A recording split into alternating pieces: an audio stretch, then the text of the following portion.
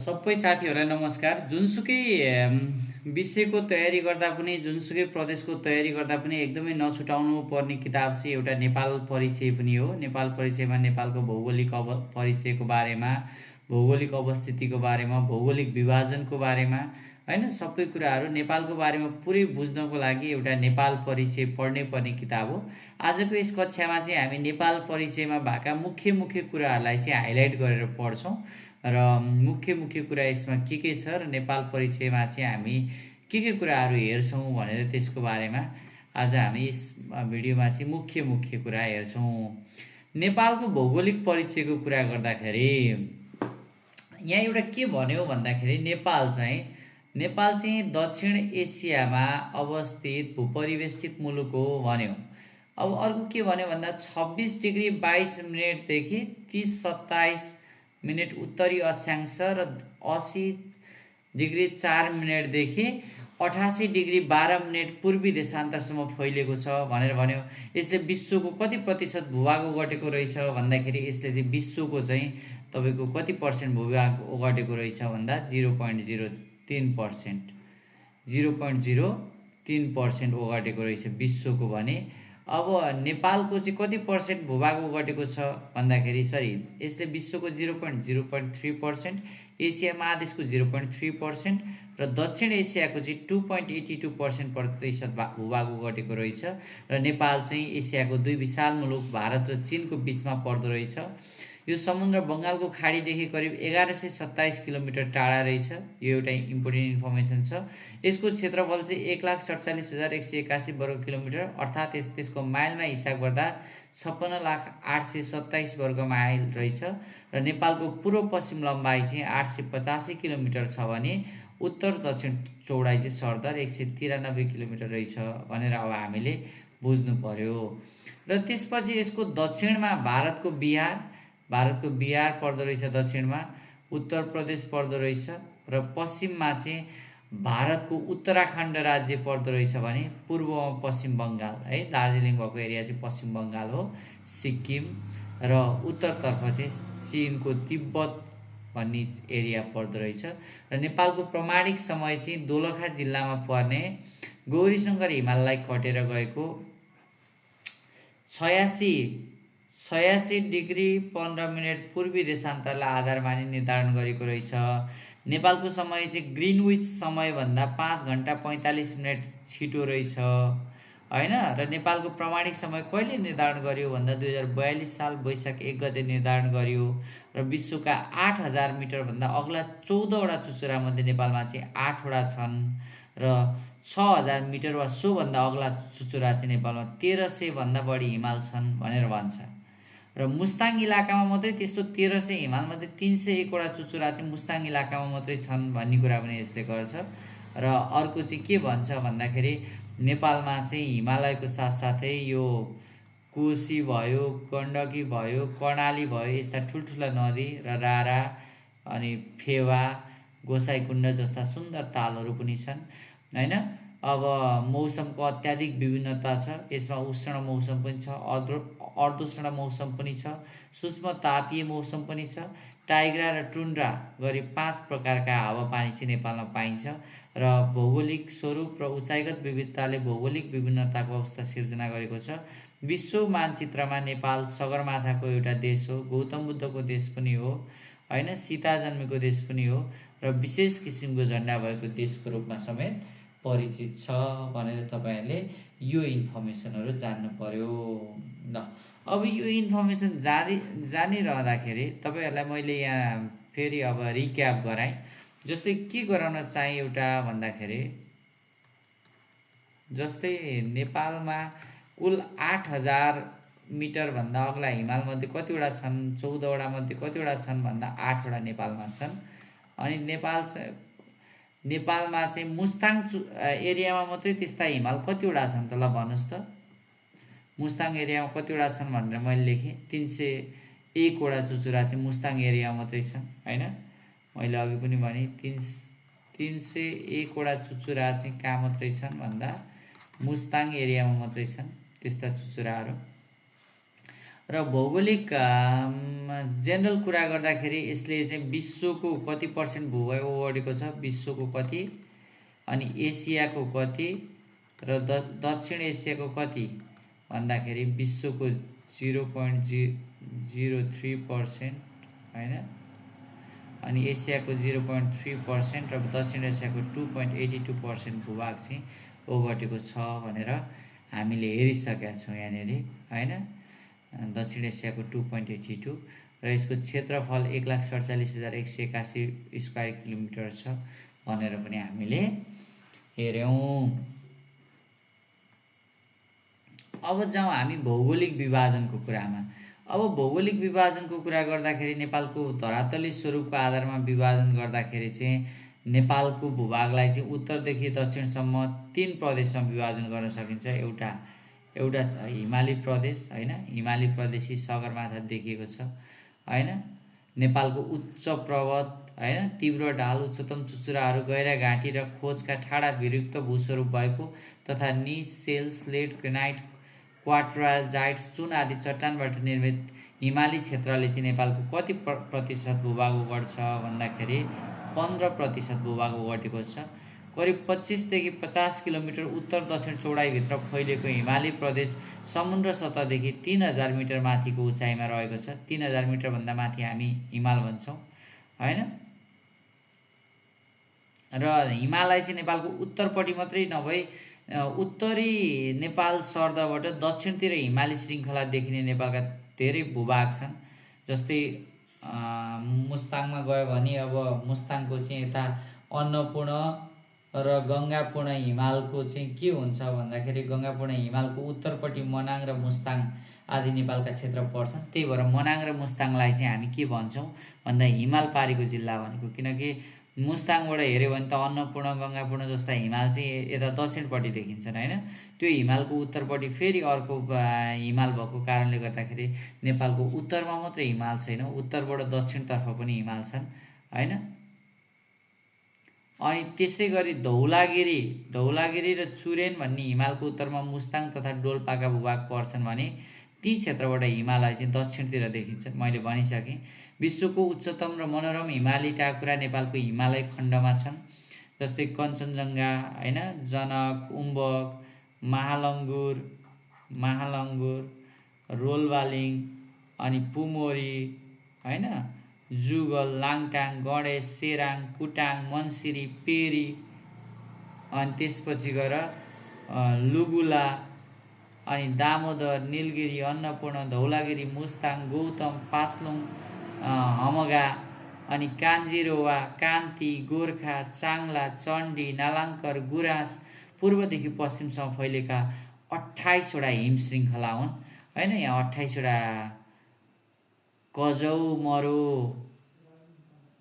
होइन, कजौमरो पुजुला भनेर चाहिँ सूत्र बनाउँदा पनि हुन्छ। जस्तै यसलाई सूत्र बनाउनु पर्यो भने कजौमरो पुजुला यसरी बनाउने। अगाडिको अक्षर क भनेको के हो कञ्चनजङ्घा, ज भनेको के जनक, उ भनेको के उम्बक होइन, उ भनेको उम्बक, यसरी बनाउन पनि सकिन्छ होइन। अनि त्यसपछि म भनेको के महालङ्ग, रो भनेको के रोलवालिङ, पु भनेको के पुमरी, जु भनेको के जुगल, ला भनेको के लाङटाङ। अब गसेकु भनेको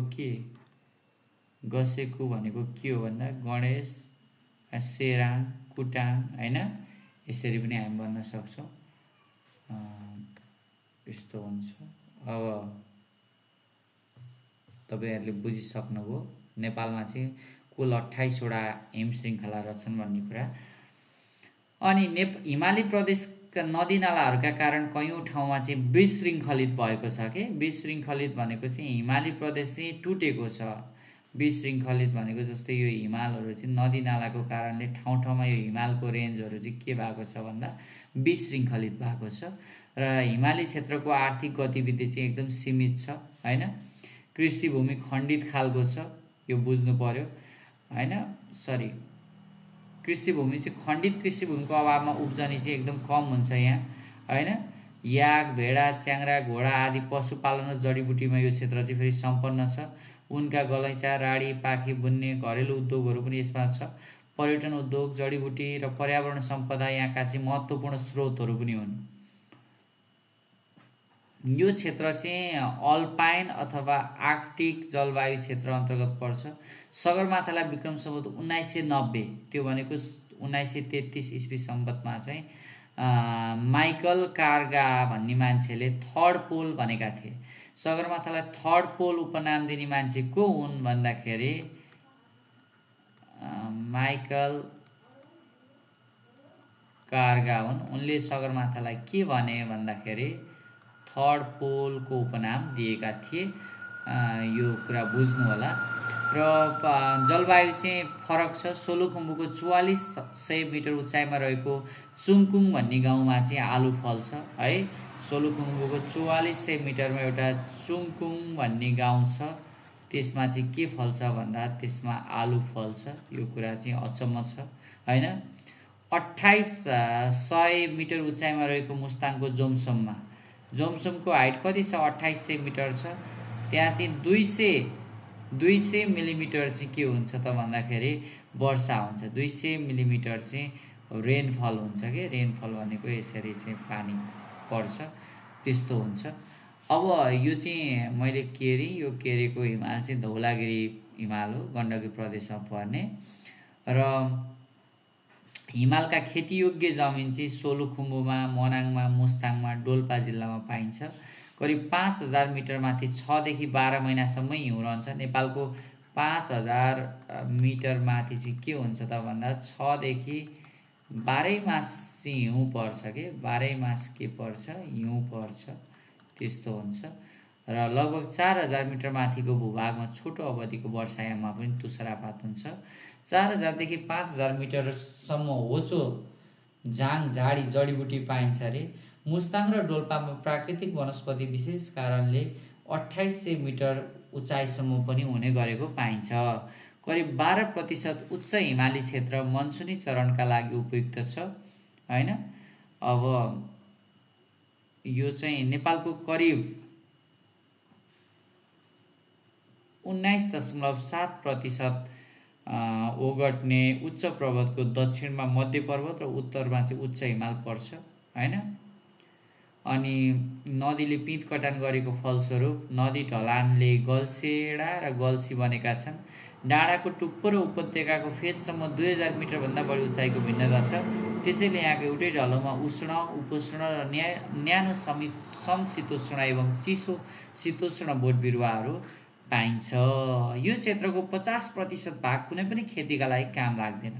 बाँकी 50% भूभागमध्ये 34% भूभागमा खेतीका लागि अपर्याप्त पातलो माटो छ भने 16% भूभागले मात्रै खेती धानेको छ। हिमाली क्षेत्रको चाहिँ 16% जमिनमा मात्रै खेती हुन्छ भनेर भन्छ है। नेपालको करिब यस्तो 2 लाख हेक्टर जमिनमा 40%सम्म मात्र राम्ररी खेती गर्ने गरिन्छ। अब हिमाली क्षेत्रमा चाहिँ ताप्लेजुङ, सङ्खुवासभा, सोलुखुम्बु, दोलखा, सिन्धुपाल्चोक, रसुवा, मनाङ भयो, मुस्ताङ भयो, डोल्पा, मुगु, हुम्ला, जुम्ला, कालीकोट, बाजुरा, बझाङ, दार्चुला, धादिङ, रामेछाप, गोर्खा, रुकुम पूर्व र म्याग्दी गरी 21वटा जिल्ला पर्छ। हिमाली क्षेत्रमा पर्ने जिल्ला कतिवटा हो भन्दाखेरि 21वटा हो है। हिमाली क्षेत्रले कति प्रतिशत भूभाग ओगटेको छ भन्दा 15% हो। यो कुरा चाहिँ तपाईँहरूले जान्नु होला। ल अब हामीले चाहिँ यसरी भन्यौँ। ल अब प्रमुख 28वटा हिम श्रृङ्खला र त्यसमा पर्ने हामीले टाकुराहरू बुझौँ होइन। अब यहाँ कञ्चनजङ्घा हिम श्रृङ्खलामा के पर्छ भन्दाखेरि कञ्चनजङ्घा हिम श्रृङ्खलामा पर्ने टाकुराहरू चाहिँ के हो भन्दा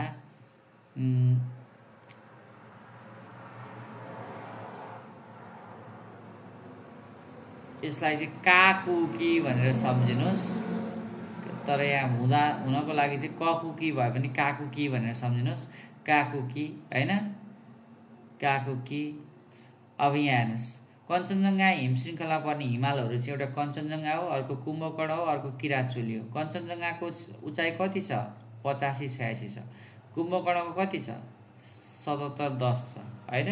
किराँतचुलीको 73-65 छ। अब जनकमा पर्ने हिमालहरू चाहिँ जनक हिमश्रृङ्खला पर्नेलाई चाहिँ जोक भनेर सम्झिनुहोस्। जोक, जनकको जोक त साह्रै हँसाउँछ होइन, जनकको जोकले साह्रै हँसाउँछ भनेर सम्झिनुहोस्। अब यो जोङसाङ भन्ने हिमाल छ एउटा, अर्को जनक भन्ने हिमाल छ। जनक हिमालको उचाइ चाहिँ 7035 छ। महालङ्गुर हिमश्रृङ्खलामा पर्ने चाहिँ हिमालहरू के हुन् भन्दाखेरि सलोमचोनु भनेर सम्झिने है। सलोमचोनु भनेको के हो भन्दाखेरि सलाम छ है चोनु साप भनेको। स भनेको सगरमाथाको उचाइ 8848.86 मिटर। अनि यो लोप्से होइन, लोत्से भन्छ यसलाई। लोत्सेको उचाइ कति छ भन्दा 85-16। मकालुको कति छ? 84-63। चोयुको कति छ? 82-1। नुप्सेको कति छ? 78-55 छ। यसरी सम्झिने। रोलबालिङ गौरीशङ्करमा पर्छ। यो चाहिँ गौरीशङ्करको चाहिँ एकदमै इम्पोर्टेन्ट छ। गौरीशङ्कर हिमाल कुन हिमश्रृङ्खलामा पर्छ भनेर सोध्यो भने रोलबालिङ होइन।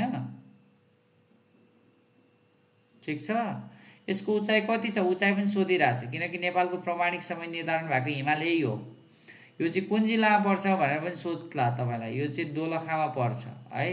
प्रमाणिक समय कहिले निर्धारण भएको भन्दा 2042 साल 1 महिना 1 गते। यसरी सम्झिनुहोस् तपाईँले। ल, जुगल हिमश्रृङ्खला पर्ने हिमाल जुगलै हो। यसको उचाइ चाहिँ 70-50 छ। अनि लाङटाङ हिमश्रृङ्खलामा पर्ने हिमालहरू लालाजी भन्ने एउटा, लाला भनेर सम्झ्यो भयो कि, एउटा लाङटाङ लिरुङ, अर्को लाङटाङरी भन्ने छ। यो लाङटाङमा लाङटाङै पर्छ भनेर सम्झिँदा नि हुन्छ। गणेश हिमश्रृङ्खलामा पर्ने हिमाल गणेशै हो होइन। गणेशको चाहिँ उचाइ कति छ? 7429 रहेछ। सेराङमा पर्ने एउटा चामर हिमाल रहेछ है। चामर हिमाल कुन हिमश्रृङ्खलामा पर्छ भनेर सोध्न सक्छ कहिलेकाहीँ। त्यो चाहिँ सेराङमा पर्छ। सेराङलाई श्रृङ्गी पनि भन्दो रहेछ। मनसिरी हिमश्रृङ्खलामा पर्ने हिमालहरू चाहिँ मही छ। मनसिरीको मही होइन। मही भनेको के भन्दा एउटा मनास्लु, अर्को हिमालचुली, अर्को पेरीमा पर्ने हिरा हो होइन।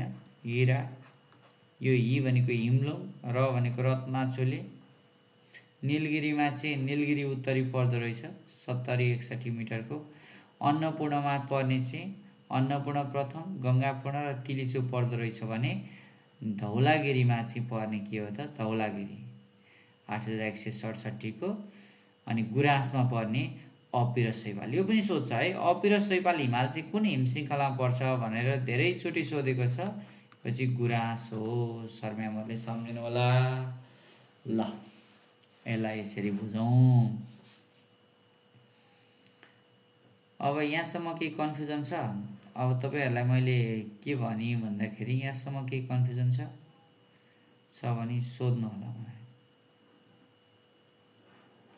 केही कन्फ्युजन छ भने।